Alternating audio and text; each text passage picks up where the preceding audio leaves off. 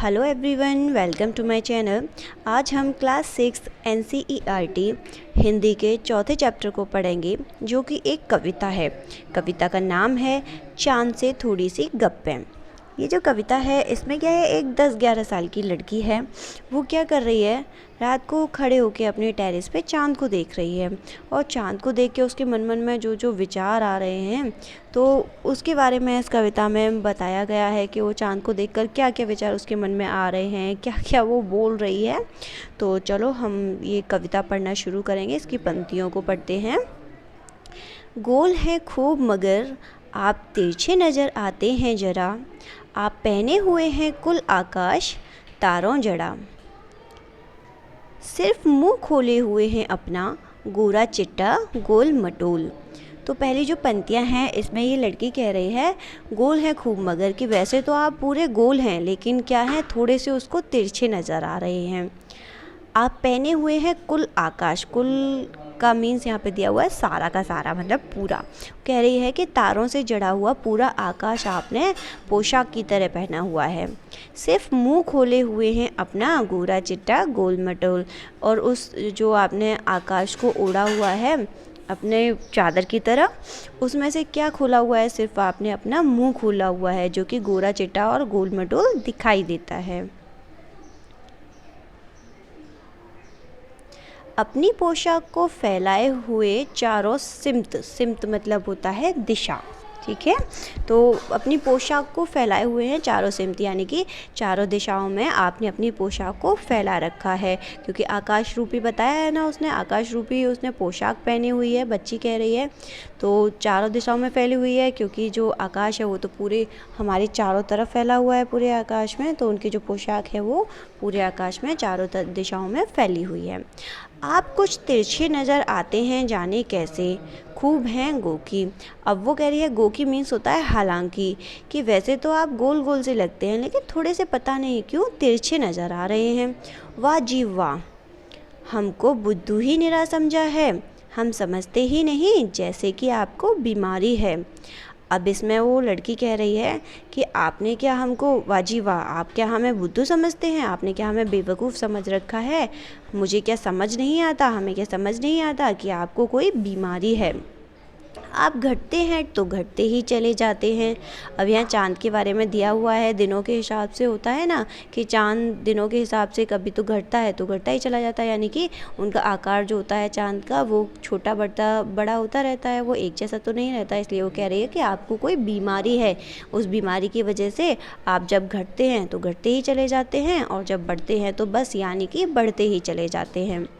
दम नहीं लेते हैं जब तक बिल्कुल ही गोल ना हो जाएं, और जब बढ़ते हैं तो इतने ही बढ़ते चले जाते हैं कि दम ही नहीं लेते हैं जब तक कि आप बिल्कुल गोल नहीं हो जाते। यह मरज आपका अच्छा ही नहीं होने में आता है। मरज मतलब होता है बीमारी। तो वो लड़की कह रही है कि पता नहीं क्यों ये जो आपकी बीमारी है ये ठीक ही नहीं होने में आती है, क्योंकि इस बीमारी की वजह से कभी आप घटते रहते हैं तो कभी आप बढ़ते रहते हैं। इस कविता के जो कवि हैं वो हैं शमशेर बहादुर सिंह, इन्होंने इस कविता को लिखा है। तो अच्छी कविता है। चाँद के बारे में बच्ची अपना जो अनुमान है, उसके जो विचार हैं, उनको दर्शाया है। अब प्रश्न अभ्यास देख लेते हैं। पहला प्रश्न है, कविता में आप पहने हुए हैं कुल आकाश कहकर लड़की क्या कहना चाहती है। तो इसका हम उत्तर इस तरीके से लिख सकते हैं, कविता में आप पहने हुए हैं कुल आकाश कहकर लड़की कहना चाहती है कि चांद तारों से जड़ी हुई पूरे आकाश की चादर जो ओढ़ कर बैठे हुए हैं। कुल आकाश मतलब पूरा चांद। तो आप इस तरीके से लिखेंगे। उत्तर एक बार फिर से रिपीट कर देती हूँ मैं। कविता में आप पहने हुए हैं कुल आकाश कहकर लड़की कहना चाहती है कि चांद तारों से जड़ी हुई पूरे आकाश की चादर ओढ़कर बैठा है। दूसरा प्रश्न है, हमको बुद्धू ही निरा समझा है कहकर लड़की क्या कहना चाहती है। तो इसका उत्तर देख लेते हैं। हमको बुद्धू ही निरा मतलब बिल्कुल ही, हमको बुद्धू ही निरा समझा है कहकर लड़की कहना चाहती है कि मुझे पता है चांद को कोई बीमारी है जो कि ठीक ही नहीं हो पा रही है, इसलिए आप मुझे बिल्कुल बुद्धू न समझें। तीसरा प्रश्न है आशय बताओ। अब इसमें प्रश्न में कह रहा है कि हमें अर्थ बताना है, मतलब बताना है नीचे जो पंक्ति दी हुई है उसका। यह मरज आपका अच्छा ही नहीं होने में आता है। मरज मतलब हमने ऊपर देखा था कविता में बीमारी होती है, तो बीमारी जो कि ठीक ही नहीं होने में आ रही है, तो हम इसका उत्तर लिखेंगे।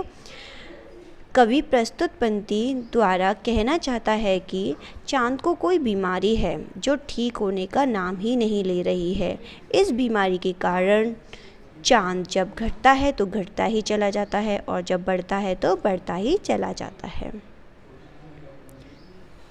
चौथा प्रश्न है कवि ने चांद से गप्पें किस दिन लगाई होंगी। इस कविता में आई बातों की मदद से अनुमान लगाओ और इसके कारण भी बताओ। अब देखो वो ये कह रहे हैं कि जो लड़की है वो किस दिन गप्पे लगा रही है, तो इसमें हमें दिन दे रखे हैं और कारण दे रखे हैं। दिन दिए हैं कि क्या वो दिन जब गप्पे लड़ा रही है वो चांद से, क्या वो पूर्णिमा का दिन हो सकता है? नहीं, क्योंकि पूर्णिमा के दिन तो चांद पूरा नज़र आता है।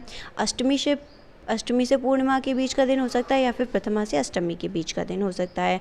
हम इसका उत्तर इस तरीके से लिखेंगे कि हम एक पंक्ति ले लेते हैं इसमें से, उस पंक्ति के आधार पे हम बताएंगे कि ये कौन सा दिन रहा होगा जब लड़की ने चांद से गप्पे लगाई होंगी। तो गोल है खूब मगर आप तिरछे नज़र आते हैं जरा। ठीक है, तो इस पंक्ति से हमें पता चल रहा है कि वो गोल तो हैं लेकिन थोड़े से हल्के से तिरछे नज़र आ रहे हैं। तो पहले पंक्ति लिखेंगे, गोल है खूब मगर आप तिरछे नज़र आते हैं जरा। नीचे लिखेंगे, पंक्तियों से प्रतीत होता है कि चांद की गोलाई अभी थोड़ी तिरछी है, यानी पूर्णिमा होने में 1 या 2 दिन बाकी हैं। कवि की उपयुक्त पंक्ति के आधार पर हम कह सकते हैं कि कवि ने चांद से गप्पें अष्टमी से पूर्णिमा के बीच लगाई होंगी। डन। अब 5वां प्रश्न देखते हैं। नई कविता में तुक या छंद की बजाय बिंब का प्रयोग अधिक होता है। आजकल जो हमारी कविताएं होती हैं उनमें तुक या छंद नहीं होते हैं, उनके बजाय बिंब का प्रयोग किया जाता है। बिंब वह तस्वीर होती है जो शब्दों को पढ़ते समय हमारे मन में उभरती है। कई बार कुछ कवि शब्दों की ध्वनि की मदद से ऐसी तस्वीर बनाते हैं और कुछ कवि अक्षरों या शब्दों को इस तरह छापने पर बल देते हैं कि उनसे कई चित्र हमारे मन में बने। इस कविता के अंतिम हिस्से में चांद को एकदम गोल बताने के लिए कवि ने बिल्कुल, यानी कि बिल्कुल जो शब्द है उसको अलग अलग करके लिखा है। तुम इस कविता के और किन शब्दों को चित्र की आकृति देना चाहोगे, ऐसे शब्दों को अपने ढंग से लिखकर दिखाओ। अब देखो हमारी ये लास्ट पंक्ति जहाँ थी कविता की, यहाँ पर, ठीक है। तो ब्रश ले लेते हैं, ये वाला बिल्कुल उसने इस तरीके से लिखा है कवि ने कि जब हम इसे पढ़ रहे थे तो भी ये हाईलाइट हुआ था, बिल्कुल अलग अलग लिखा था। तो ऐसे हम और कौन से शब्द कविता में से ले सकते हैं? तो इस तरीके से जब हम अलग अलग लिख सकते हैं तो देखो हम 2 और शब्द लिखकर मैं आपको दिखाती हूँ। इस तरीके से लिख सकते हैं। पहला शब्द हम लिखेंगे गोल, ठीक है, एक शब्द गोल हो गया। दूसरा शब्द हमारा हो जाएगा तिरछा,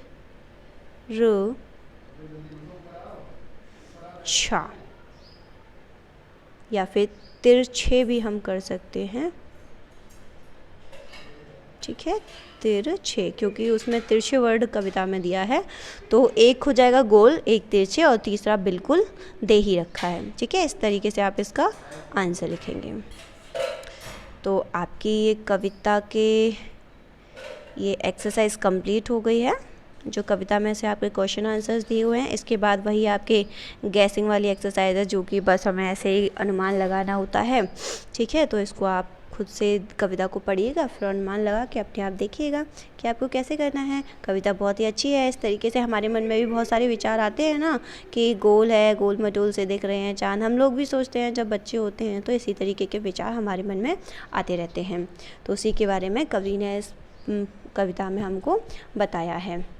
तो आपको कविता अच्छी ही लगी होगी, तो कविता को ज़्यादा से ज़्यादा लाइक ज़रूर करें और शेयर करें अपने फ्रेंड्स के साथ और चैनल को सब्सक्राइब करें। Thank you, have a nice day, God bless you all.